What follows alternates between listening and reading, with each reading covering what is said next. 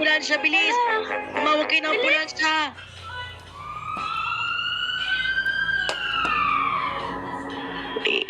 Ano po ba ang sanhi ng pagkamatay niya? Hindi to isang aksidente. Pinagplanuhan talaga to. Patay tayo dyan.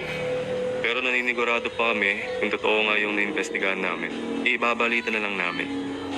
Sige po. Kawawa naman siya. Pare! Uy! Pare! Pasok extra! Uy, pare! Sige, teka lang. Basang-basa yung jacket mo. Tsaka yung sombrero mo. Ba't ano?